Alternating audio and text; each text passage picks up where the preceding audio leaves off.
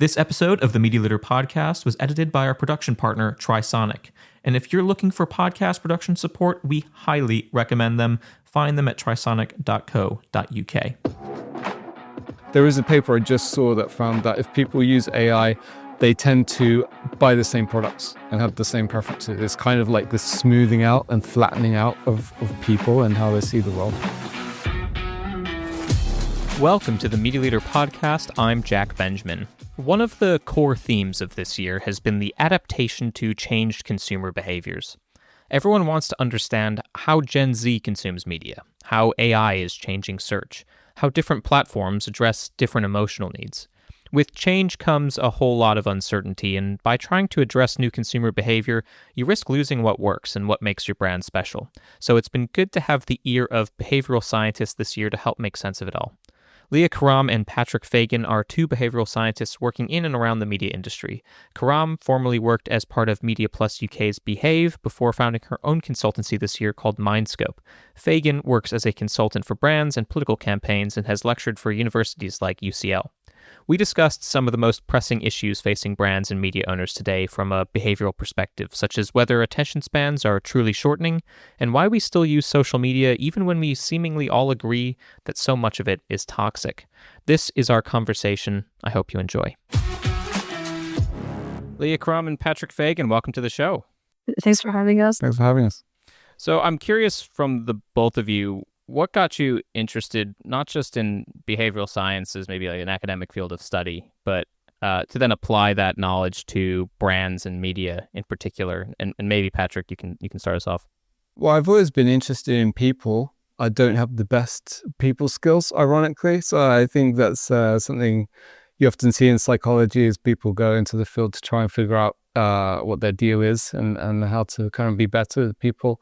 And then I remember one of the first non-fiction books I really read and got into was actually an advertising book called Decoding Advertisements by Judith Williamson, which is a really cool book about semiotics and symbolism and how adverts often have a surface level message, but they often also have a kind of hidden or symbolic subconscious message, which I just found fascinating. I've been interested in ever since, really. I just love picking apart messaging and how it's maybe affecting us in ways that we're not aware of. And Leah? Yeah, so I think it's quite the opposite to Patrick, but that's what makes us really complementary, I think. I've always been quite interested in speaking, I guess, to different people. And I realized when I was like younger, maybe I was like 6, 7 years old, I kept trying to unpick a hidden body language, trying to unpick like the inferred kind of meaning behind sentences. So I used to kind of always want to be in social environments to be able to understand that, essentially. So that was quite interesting to me. I remember my mom used to buy me 1,000 Reasons Why books as well when I was younger because I kept asking so many questions about the state of the world and why we do what we do. So once, maybe 16, 17, I actually discovered marketing through Seth Godin and, in depth. And ironically, I'm doing a keynote at the event that Seth Godin did a keynote at this year. So I'm doing the keynote this year, which is a full circle moment for me. So I obviously read many of his books, got into the field, had an amazing mentor at university as well, that really got me into the marketing field and told me that I had to really like jump into it and jump kind of at full steam. So I was able to kind of marry both worlds, like the psychology side of it and the marketing side of it, because both of them are things that really excite me. So yeah, I think at the end of the day, trying to understand people, being in environments where I always try to find a hidden meaning behind things, and applying that to marketing, because I'm quite a creative person. So I was able to kind of find a pathway within that industry as well. I've got a list of a number of topics here, and I kind of sort of want to poke and prod at them from a behavioral science lens, and they're not necessarily all interrelated, but there are some common themes, obviously speaking to issues from media and that brands are facing. I think the best way to start is probably just by asking what you think the biggest misconception is that leaders in media or brand marketing have about consumer behavior generally.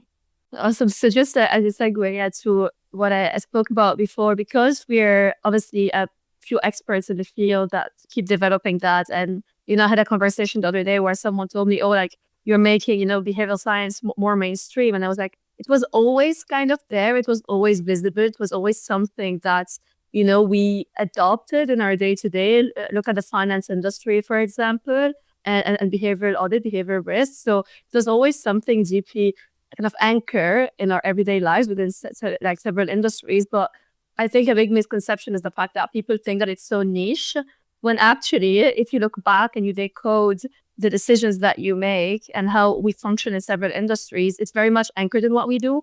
There's this misconception that there's a lot of education that needs to be done, that it's something that's so far out of reach that it's kind of hard to embed in your business. When actually, and we see that with our clients, once they go there, they don't go back.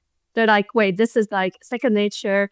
This is what we should be doing. Why are we going the other way? Why are we not looking at consumer behavior? What are we looking at? Just like a traditional view and kind of classical economics, if you will. Why aren't we looking at the psychological layer that sits behind decisions? We're already doing some of this, so let's find natural ways to do it. So what I'm seeing is the biggest misconception is the fact that it's been seen as very separate, very niche, when actually it's really anchored in our day-to-day. We're all humans. And a lot of industries already adopt it without knowing that they're adopting it, essentially.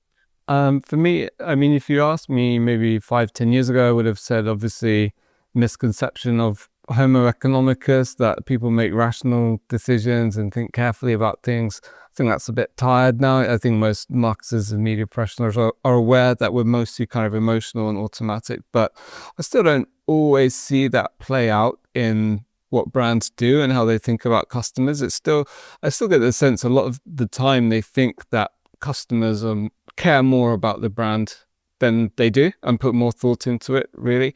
And I think there's a degree of myopia there, where people who work very closely with the brand aren't really able, and we're all like this, we all do this, they can't really get out of their headspace and their perspective of the brand into that of the consumer. So I worked recently with a brand, and they're really focused on the perceptions of potatoiness of the brand. Will this detract from our mission of potato? And it's like, I just don't think consumers really think that way. Even on a subconscious level, maybe. Some other kind of misconceptions are, this is not a panacea. It's not the solution to everything. It doesn't always work, frankly. You need to test it. Sometimes it doesn't work. Sometimes it has the opposite effect of what you intended. I will say that's fairly rare in my experience, but it does happen. But it's not like it's not a mind control magical technique. I've heard people call it MK Ultra before. I mean, I'm very happy for people to think that, because it makes them think that I'm super magical and powerful. But in reality, it's basically some hypotheses that could be useful, but you need to test them and see if they work. And on that also, it's not really as big of an easy fix as people tend to think. We think, oh, a nudge is just a simple thing. You move this button. And yeah, of course that works. If you take out the need to sign in or sign up, then of course sales will go up significantly. But most of the time, actually, it's quite an involved process of talking to customers and doing research and generating ideas and then implementing them. It's not really a very simple, fast, quick win most of the time, although those do exist. Just to echo what Patrick said, the amount of times that I get people that ask me that exact question, hey, can you read my mind? Are you psychoanalyzing me right now? Are you on a personal and professional level? Which it's hilarious. But we wish, we're not mind readers per se, but as Patrick said, we can understand, different biases and different drivers that a lot of people potentially don't see, and then integrate that within their strategies or build new strategies from scratch. So just the kind of center of all this is very bespoke. There's a lot of education, and sometimes the answer is simple, but sometimes the answer is a bit more complex. So yeah, it's not one size fits all, essentially.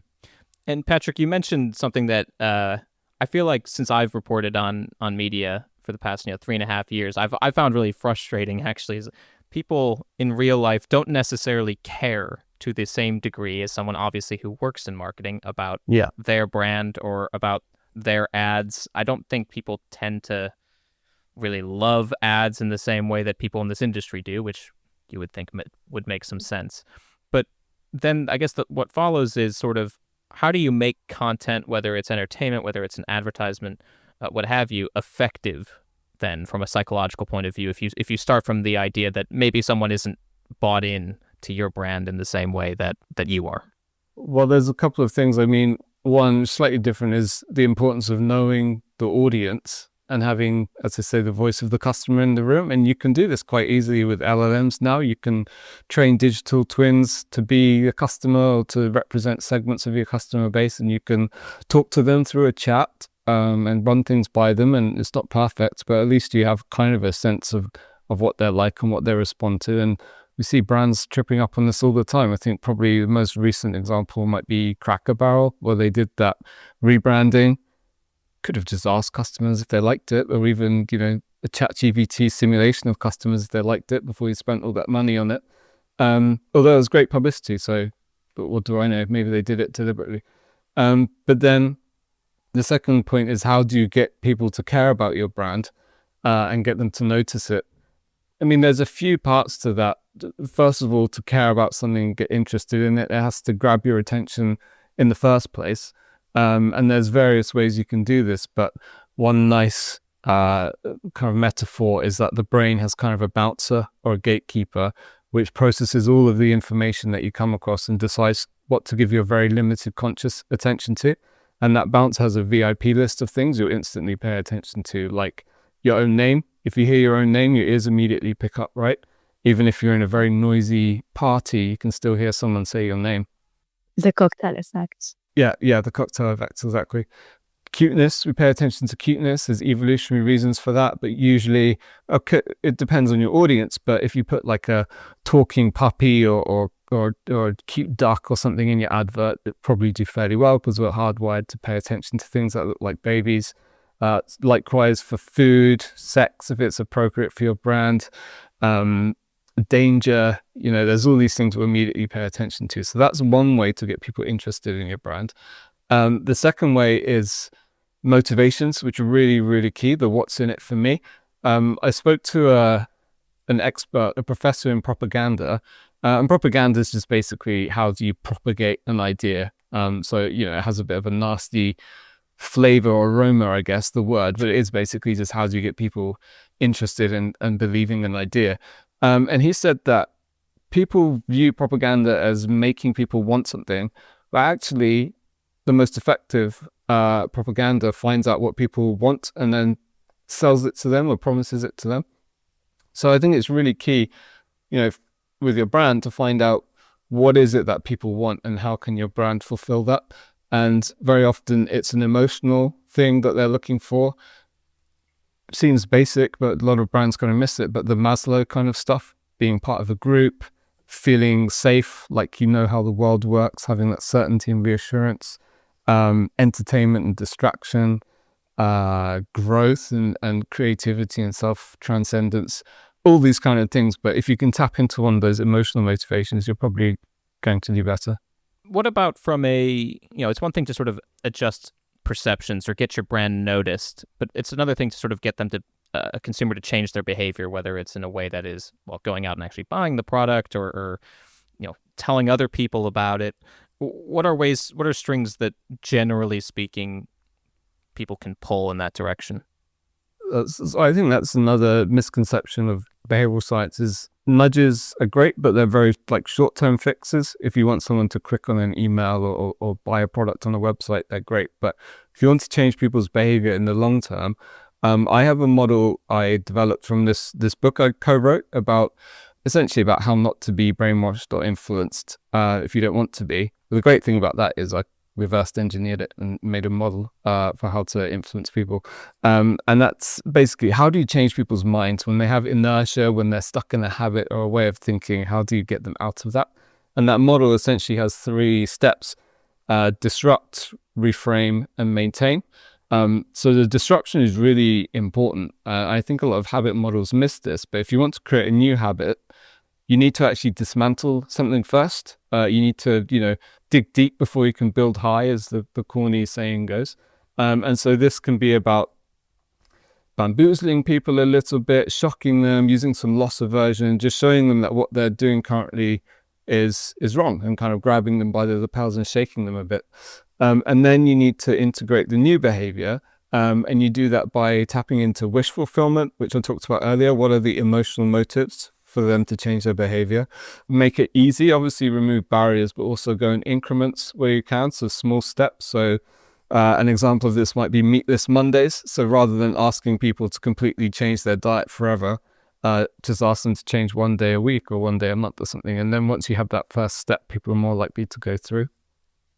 Very important to maintain a sense of autonomy. Don't force people to do things. And you can do this by telling them it's up to you. This is called the "but you are free" technique, and makes people about twice as likely to comply with stuff.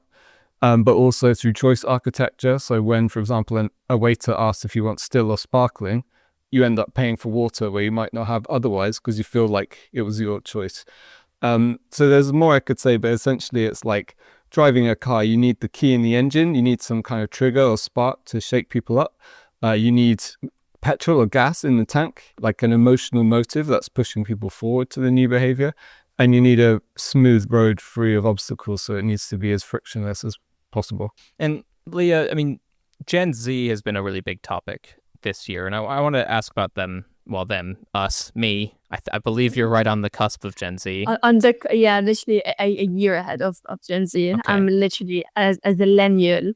Right. If that's an actual term. Okay, so it is a term. We'll count you. Count me if you want, but I'm a proud millennial sometimes because I still listen to Britney Spears and anyway. I have a lot of respect for Britney Spears. She is amazing, honestly. But Gen Z, getting into the behavior of Gen Z, I mean, obviously, Patrick, I think what you're talking about is clearly universal. I mean, there's something human, there's a human element that is universal to everything you're saying in terms of different nudges or different ways that you might be able to influence someone. Are younger audiences unique in any way? Certainly when it comes to their media consumption, I'm thinking, are they more critical of their media consumption? Are they more susceptible to being shaped by it? Leah, how would you characterize people your age and younger? That's a really good question, actually. I'm delivering a keynote at Cannes, Mid Junior, in about 3 weeks, actually, around how Gen Z and Gen Alpha are shaping their identity through media. And essentially, things have shifted a lot. So Patrick spoke about things that obviously we use a lot with brands on a daily basis in terms of high activation emotions, that shock factor, that reframing, finding motivation, ability, trigger, all those things to be able to reframe your brand strategy, your media strategy, etc., etc. What we're seeing with Gen Z, though, and I'd say Gen Alpha basically are quite young right now. So the top age within Gen Alpha is at 15 right now. But increasingly, they're going to be coming to the market, especially as they're active on social. So what we're seeing with them is the fact that, and it's very counterintuitive, but it's true, we're seeing it across all our research, they're actually more brand loyal. The reason for that is because a lot of brands and a lot of companies, a lot of agencies talk about the attention span.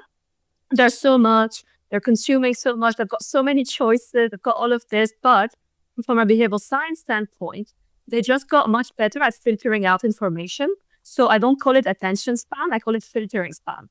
They know what signals they want to engage with. They know the spark they want to engage with. We need to understand their motivational drivers to check whether or not they want to engage with this. So I'll say the difference between them or us and then several generations. I always say them, but that might be like some new semantic that I might use us.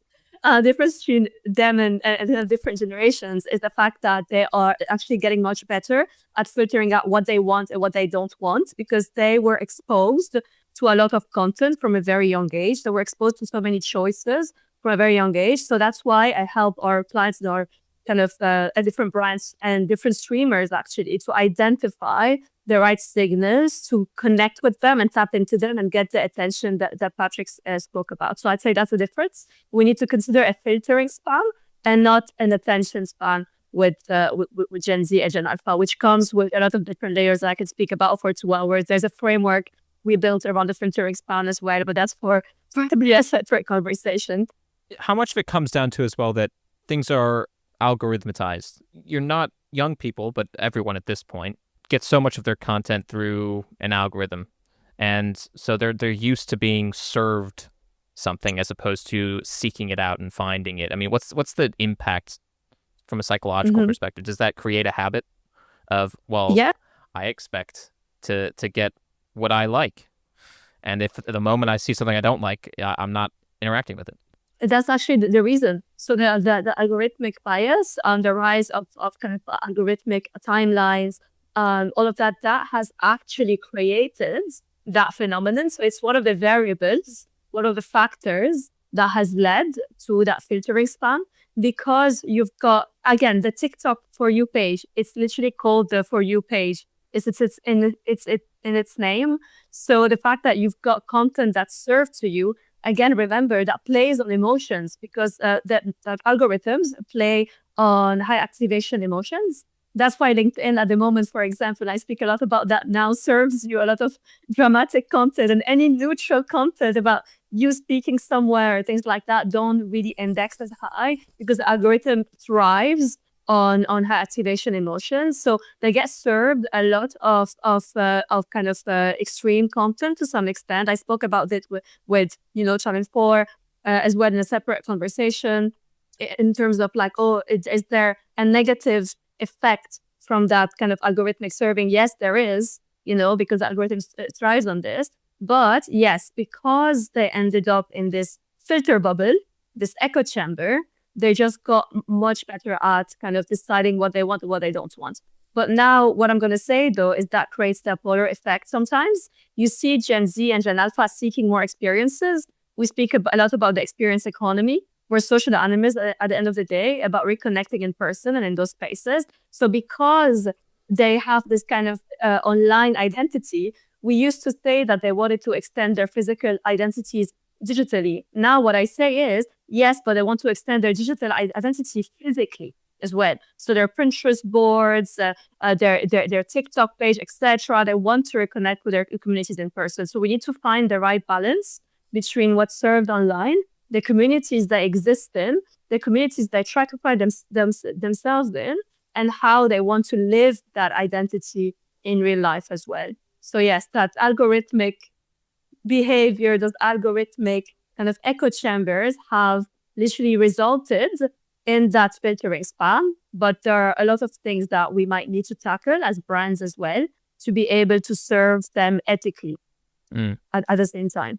Patrick, what do you make of is it an issue of algorithms, or is it something that really people brands should be taking advantage of? Well, is it an issue? I mean, maybe societally, these things can get over-egged a bit, but I do think does seem to be an effect there where people, especially younger people, less happy, less kind of stable, a bit more kind of impulsive. I think there's some data around that.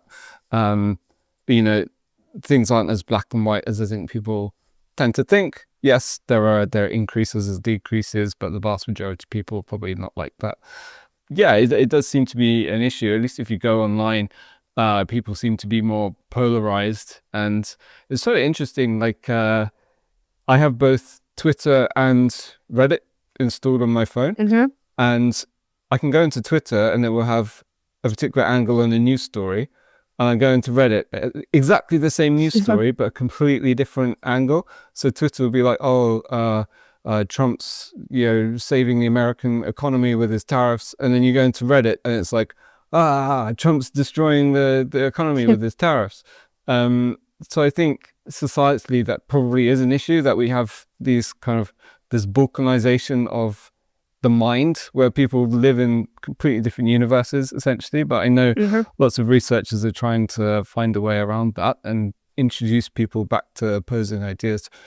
But for brands, sorry, so your question is it an issue that people have this filtering span? And yeah, I mean, if I'm a brand, well, first of all, I take all of the potential concerns around algorithmic, media, and I want to get into that in a second. But if I'm a brand, when I see an algorithm, I see lack of control.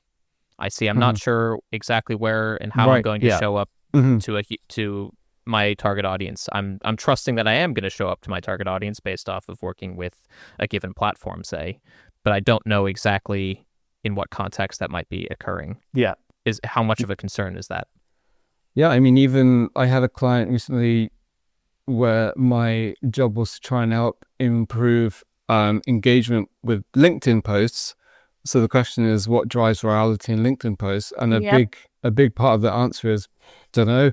It's just, does I anyone have a know? lot to say about this, Patrick. So one of my hunches is, but again, I need to validate it in our tech lab, is the fact that, you know, that there's this boom, right, behind the creator economy. We all talk about the creator economy. We talk about the creator economy in B2B terms as well.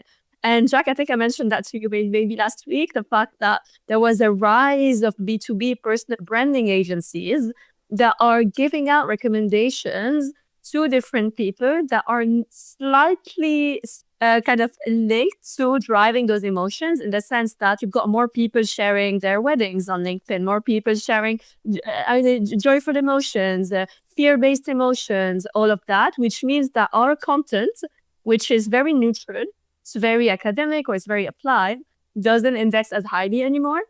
So because there was a rise of personal branding agencies that obviously reach out to us as well, but like, I'm like, why, what am I doing wrong? So at some point there was a personal branding agency that reached out to me actually about 6 months ago. And they were like, and if don't forget, I am, you know, we are thought leaders in the industry. So we built our profiles already, you know? So I was like, why do they want to speak to me? And like, why is she insisting on speaking to me? So she kept messaging me. I was like, you know what? I'll have a call with her out of curiosity. Am I doing something wrong on LinkedIn? Like, what is it? I had a call with her. She was like, hey, what are your hobbies? Are you married? Where did you travel? I was like, why is that relevant? Then she was like, you should post all your hobbies on LinkedIn. You should post a video of you playing the guitar. Because I said, I obviously play the guitar. So she basically recommended intertwining both worlds, which means that on a personal level, again, people know me, my clients know me, the industry knows me. They don't need me to post that much about my daily updates on LinkedIn. So I was like, look, like, it's not what I'm interested in, but, you know, good job. Keep doing what you're doing. If you need any recommendations from me as well onto your go-to-market strategy with clients, just to be a bit more, to sell, essentially, if I could give her like a sales crash course.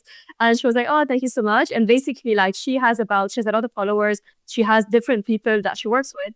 And my hunch is the fact that a lot of people are talking to those personal branding agencies and becoming more emotional and more personal on LinkedIn, which is putting our professional posts at the back end, because the algorithm thrives with emotions. So that's kind of one of the hunches that I've had for a while, actually.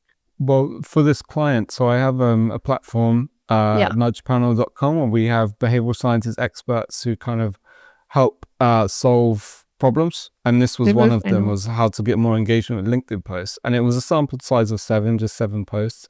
But our behavioral scientists' ratings of the posts, emotional engagement and usefulness or value, we combined that into one metric. It predicted impressions, a correlation of about 0.9, which is like pretty good. But again, it's just 7 posts, so take it with a pinch of salt. So I think, being valuable and useful is important. But as you say as well, having that emotional, high intensity element is important too. But also probably a huge amount of the variance would be unaccounted for. And that's kind of randomness, the algorithm, things that people don't really understand. I had a record label client once who worked with TikTok, and this is very senior people talking to senior people in TikTok UK, asking them, you know, how does the algorithm work?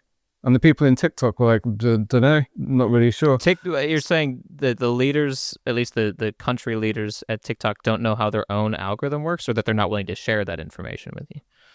Well, at least this is something that was passed to me anecdotally. Sure. But Chatham House rules kind of thing. But a very senior person in TikTok UK didn't know how it worked. I think it depends which team too, because if you talk, let's say, to their global planning team, it's quite different to like the research team, who might know more the monetization team. So probably from that thought, Patrick, just on your points, because emotions are easier to score than usefulness. So potentially, because they've got like a higher weight, those are what that's kind of driving the algorithm more than whether something is useful, because how do you define usefulness? So we're going to dig into it further, but Patrick and I can then have a conversation between the research we're doing in our tech lab and then the nudge panel that you have, Patrick, and we can potentially see what's up with LinkedIn. What is up with LinkedIn? Yeah. That's a big question that people have. The amount of people that come to me and ask me what's wrong with LinkedIn, especially during the summer, it was quite bad. There's also the AI factor. Like, I don't see AI course. slop anywhere to the same level that I see it on LinkedIn. What strikes me about a lot of this is, first of all, the level of opacity. The fact that it's really hard to figure out what works on these platforms, but also that the platforms are also all quite similar, with, I guess, this exception that historically has been true of LinkedIn, which is sort of the place for professionalism. And yet all the other platforms, though, as you mentioned, Patrick, Reddit's very different from Twitter, maybe in terms of the ideological bent of its users, but generally they also offer very similar things. You have either a text-based version of where you're interacting with people, be they anonymous or public, or you have video, increasingly short-form videos everywhere. Stories are everywhere. I mean, all of these platforms sort of copy from each other to some degree. And yet, in the minds of consumers, there's still like a high level of distinction. Now, I mean, what sort of sets all the different platforms apart? Well, I think the mechanics of the platform actually have quite a larger impact than we might think. So Reddit, for example, you can downvote things, and there are also mods there. And so these two things together make it quite a morality-focused platform. So if you look at the top kind of subreddits and posts, they're really about, morality, and someone did something wrong. Like, Am I the Asshole is one of the subreddits where you post a story and people tell you whether you're in the right or the wrong. The relationship subreddits are similar, and there's lots of kind of political stuff with the same kind of vibe, I would say. Whereas Twitter or X is just purely about like engagement, so likes and retweets, and to a lesser extent comments. And so that's more about outrage and what's going to really get to that lizard brain. And that is mostly negativity. And there's research on this, but negativity and a feeling of certainty. So think like knowing how the world works. And those two things paired together, obviously quite a powerful combination, because people feel scared or outraged, and then they feel, reassurance in having this kind of quite certain view of the world. So I think mechanics go a long way to explaining who gets drawn there and the way they think about things. Leo, why do people use Snapchat or Pinterest or Patrick already talked about Reddit, some of the sort of non-Meta or TikTok apps versus the really big ones? Every platform serves its purpose as well, so you've got a platform that's, all about virality, like TikTok, and being connected to different trends and short-term fads, etc., etc. Then you've got a platform that's more about connecting with friends and family in a creative way. That's Snapchat. There's more of a meaningful connection with creators as well, and who you want to connect with, sending out different a little creative lenses with your friends. And then you've got Instagram. Instagram is kind of where you're connected with friends, but where you also share things that are a bit more filtered out, rather than creative filters that you've got on Snapchat. So all of those platforms serve their purpose. Now, it really depends on the mindsets of the user, the mindsets of the person. Like Patrick said, always put your audience first. If they want to speak to their friends, if they want to be creative, if they want to have a laugh, they go on Snapchat. If they want to connect with their extended friendship group, if they want to connect with family, potentially that they don't really connect with meaningfully on different platforms, then they go to Instagram. It's the perfect version of themselves, per se. And then if you go to kind of Pinterest, it's like a personal mood board. So I'd say that the choice, and a lot of brands have this misconception that the choice is based on where they could fit best ads, when actually, once you understand your consumers, you understand your audience, you understand why they access certain platforms and what they do on those platforms and their needs on that platform and those motivations and the motivations of the platforms, then you're able to map out how you can reach them. So I'd say that's the big difference. Put the audience lens first, put the user lens first, understand the mindset they're in, and then you'll be able to do that. Snap, for example, recently introduced ads right above the chat function. They worked really well, actually, because it ended up being very smooth and very kind of related and a mirror to the different brands that we're engaging with anyway. And then when you're speaking to your friends and sending creative chats, etc., then you're able to see something that relates with what you wanted to do, like travel, for example. So quite integrated. On Instagram, they're having an issue at the moment where engagement is dropping because no one looks at posts anymore because, again, of that algorithmic bias. Because you get posts from people that are not really your friends. So you have to kind of really redesign that and re-engage it. So all of them are facing this algorithmic bias, this algorithmic effect, all of the platforms. So I'd say just look at where your audience is, what they consume, why they're on the platform, and make sure that your brand cuts valuably and doesn't go through this kind of whole phase of, oh, I'm going to push more content on Instagram, more content on Snapchat, and that means success. No, it doesn't. You have to push the right content on the right platforms for the right mindset, the right spark, the right motivation. So that's kind of the difference with the platforms. You put that audience mindset back, then you're able to have an advantage compared to other brands.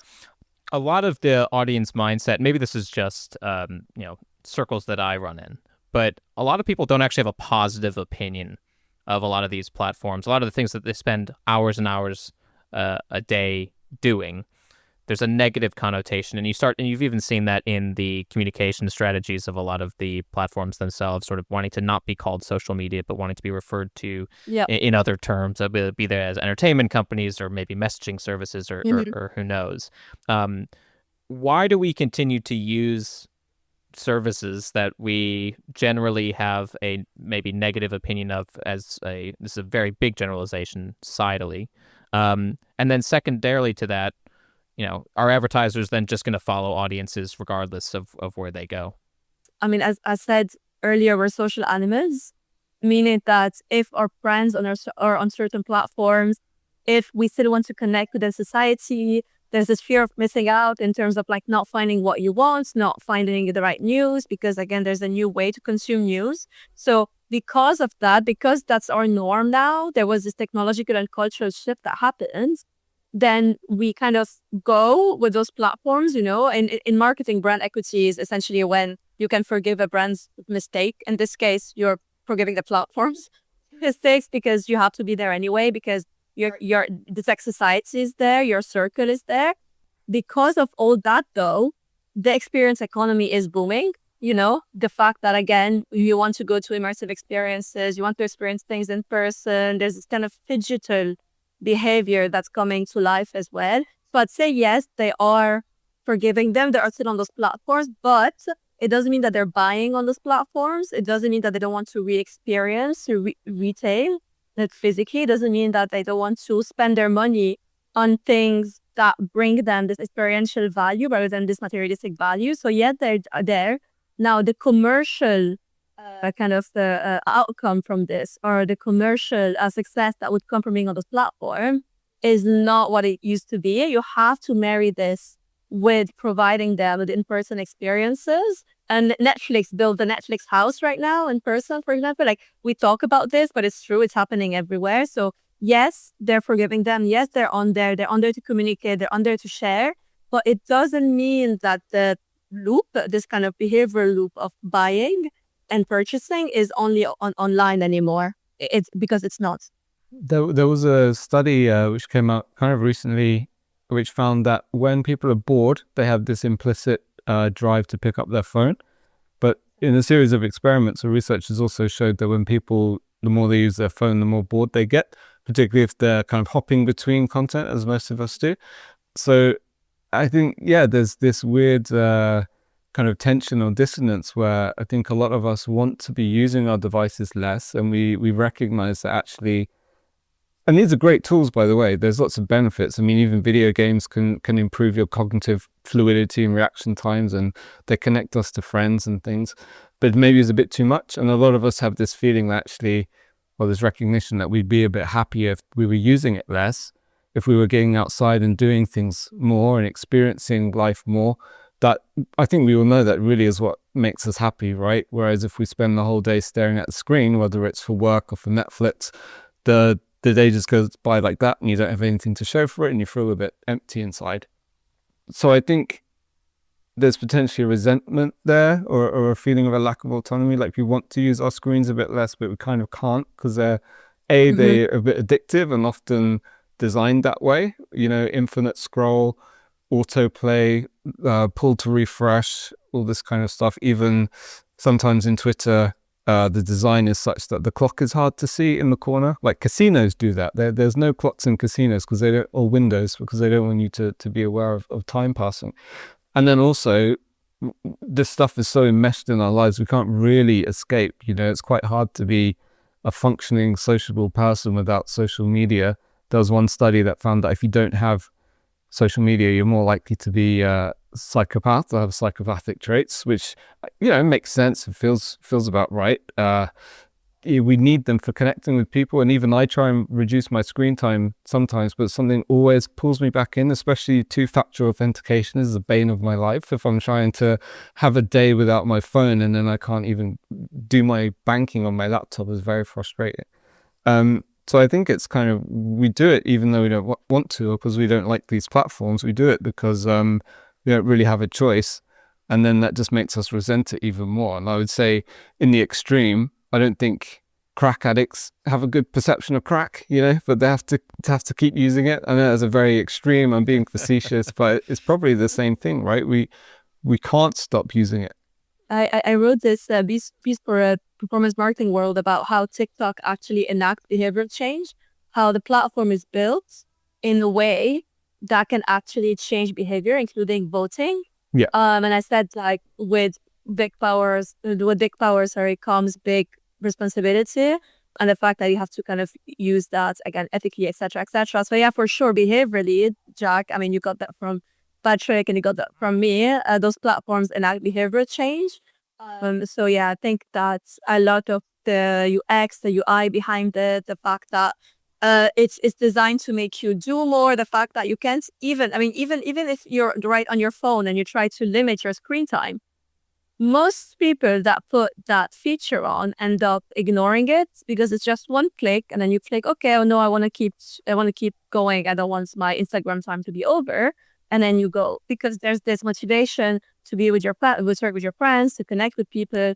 There's the fact that things are of interest to you. I remember at the Future of Video when there was a question about the second screen. And I said, but the fact that you're watching TV, but then you get a notification on your phone that's more relevant, you end up wanting to engage with it. So it's this like relevancy and resonance as well that comes from whatever's on your phone. So yeah, that's a big debate. But from a behavioral science point of view, they have a lot of power to influence behavior. I've actually given my wife she has the PIN code to my screen time. So if I want to bypass screen time, I have to go and grovel to her. Exactly. So you have to find this external person, this thing that actually builds that negative reinforcement. I find that the common thing is I'll get a notification for maybe it's work or maybe it's a news item, and then I'll almost automatically open up either it's LinkedIn or Blue Sky or whatever apps. I try and keep as few apps on my phone for this exact purpose. I think, to the point that you were just saying in terms of TikTok, for instance, having serious influence over consumer behavior, then also not knowing exactly how the algorithm is working and maybe how individual behaviors might be changing seems like a huge social risk. Yeah, no, I mean, again, we are in an environment, and again, we're humans, so the law of polarity always happens. When there's too much of something else shows up. So the fact that, we are seeing a lot, people are overwhelmed, the younger generation is anxious, but they know that, if Gen Z speaks to Gen Z and they ask those peer-to-peer questions, they end up realizing that, you know what, I need to disconnect from my phone. There's this lyric from Lorde, again, a pop culture reference, culture, where she said, I just want to throw my phone in the beach, something like that. It's in this Solar Power song. And you know how many young people post that song on a daily basis or relate with that song? So we need to create a safer environment online, because there's either full binge watching or complete disconnection. There's no balance in between. So yeah, hopefully over time that's going to happen. But yeah, right now that's what's happening. People want to disconnect because they're too connected. Just because you mentioned Netflix, there's been a question sort of on my mind for a long time since I've been reporting on media. Subscription fatigue. At what point do we become fatigued by subscriptions?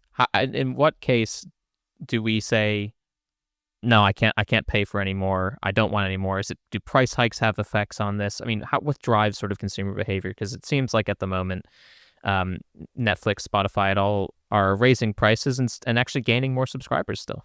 I think at the end of the day, like, technology was built for human outcomes. That was the purpose. Enjoying music without ads, enjoying new TV shows, new and movies from the past, new movies without ads.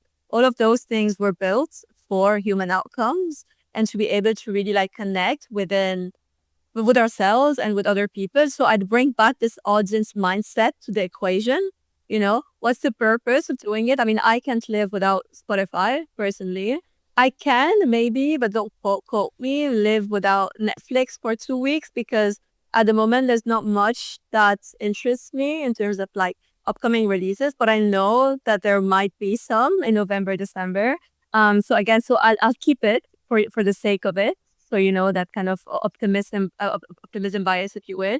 So the fact that we need those because of our mindsets and our motivations directly correlate to the fact that we kind of keep them and we still have the subscriptions. So just go back to that mindset. But I'll say those that don't really serve that audience mindset anymore, that audience behavior, then those are the ones that are experiencing a lot of churn. But the likes of Spotify, in terms of music, entertainment, the likes of Netflix, I don't know what's going to happen with YouTube though, because they're doing amazing in terms of YouTube Shorts, potentially YouTube Music. So if YouTube is able to pull an apple and try and do everything, then potentially you'll have an exodus from Spotify to YouTube. That's something I might need to look into as well and see what's happening in terms of the strategy that YouTube is going for right now. But the only way that would happen with Spotify is if another platform is able to cultivate that audience mindset, that need, that motivation to connect with artists and music in a different way. That's so interesting, because I actually moved away from Spotify. I'm using Tidal now instead, because exactly. Tidal has no podcasts. It's just music. Whereas on Spotify, I would listen to this podcast called Serial Killers. I would listen to it at night to help me sleep. And I realized... You listen to it at night to help you sleep, a podcast about serial killers. That's right. Yeah. Okay. I don't know if that's anything to say in public. Yeah. Because it's so distracting that whatever I'm nervous or worried about that day, I just completely forget it because I'm hearing about someone get disemboweled. But you're absolutely right that I don't think it was good for me. So I was like, right, how can I take podcasts out of Spotify? I can't. So I'm just going to have to go somewhere else. See the audience mindsets. Yeah, the audience mindset. And with the younger generation, they, as you said, Patrick, they were a bit tired of having everything everywhere, And again, the amount of times you get storage is full, because how much can your phone take, between your 80,000 pictures, all your apps? That younger generation lives there. So there's not enough for them they technically can't have everything on their phone. They literally can. It's not like technically possible.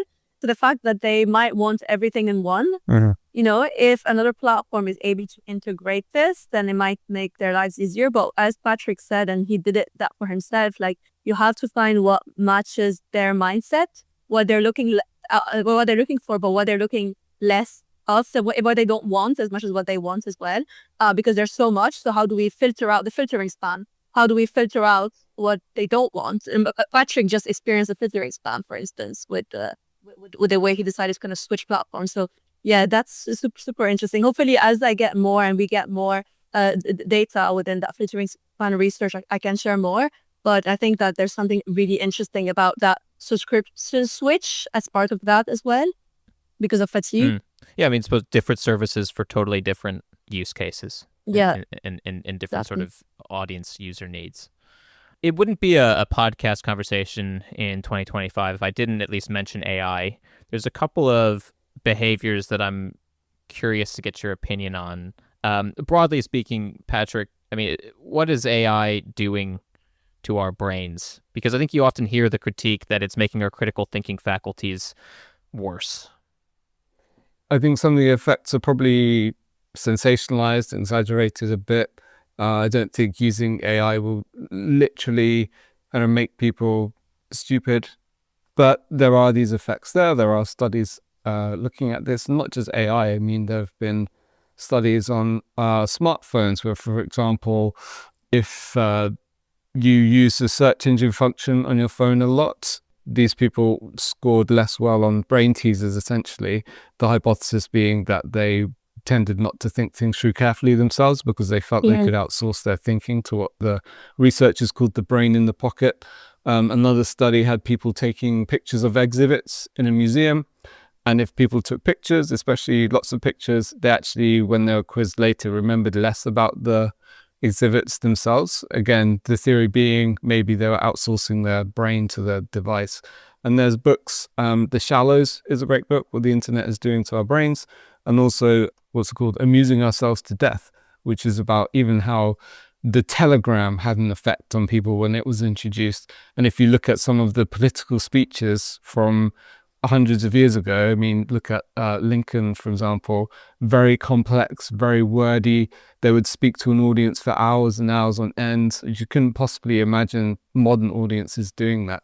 Well, there are certain politicians that are well known for having 4-hour-long rallies, but right, but probably not very complex. No, perhaps not.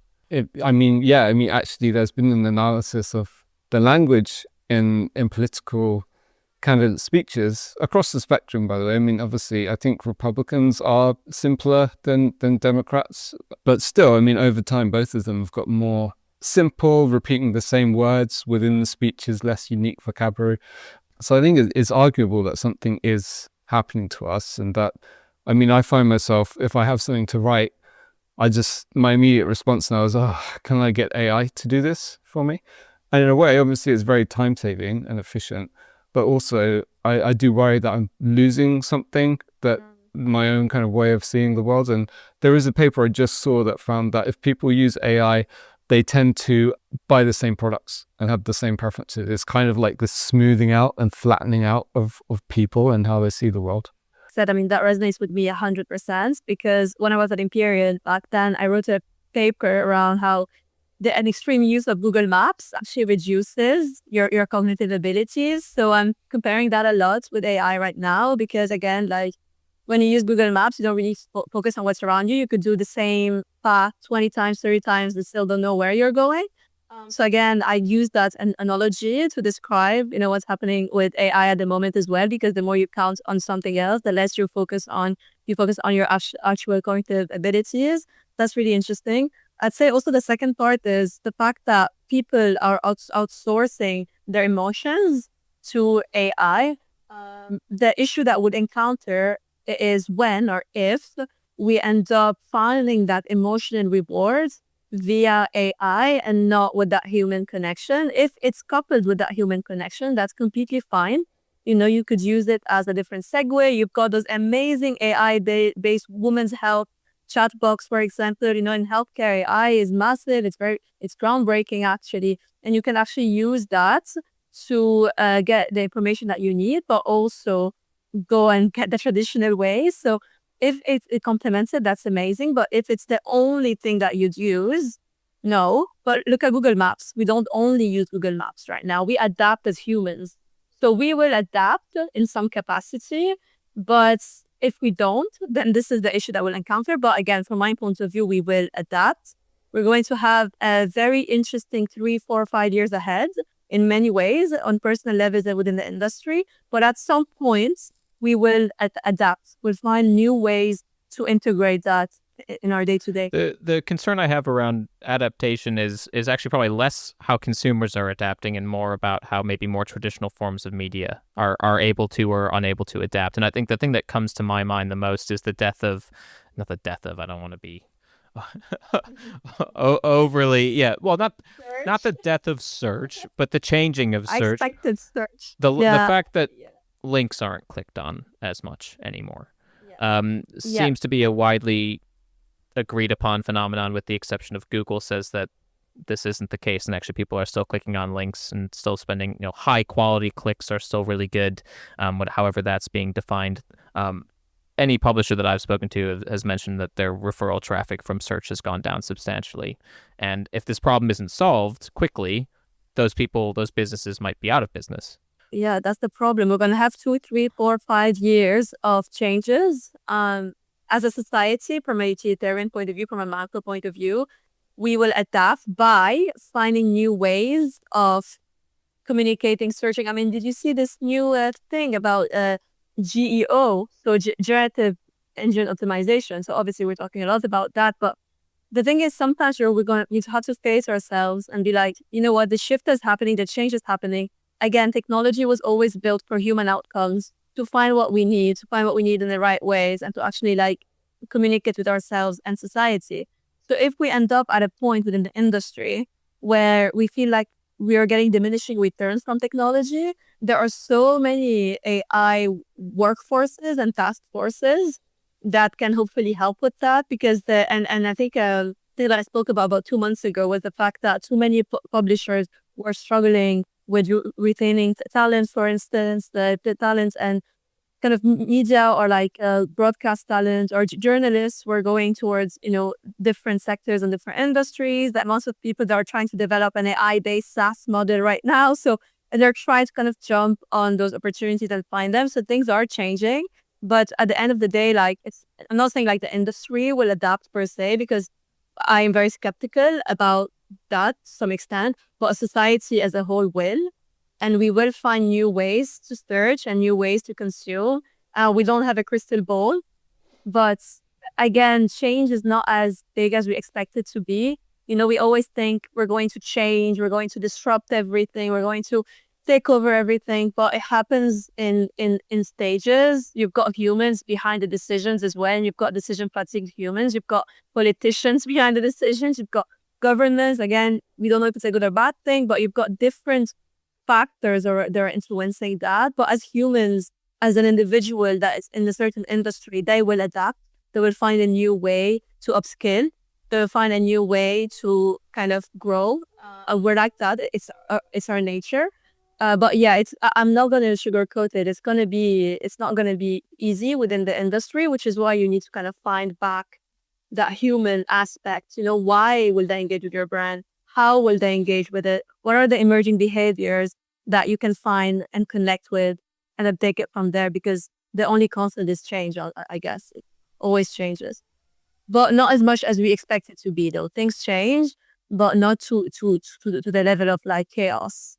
Because we need to be stable as a creature, as humans, to be able to create that whole apocalypse. Look at the power outage in Spain about 2 months ago. People didn't even have a landline, to call each other and all of that. So again, we need to remember that we have to take it step by step, tiny habits, incremental gains as an industry, be in the right spaces, at the right events, speak to the right people.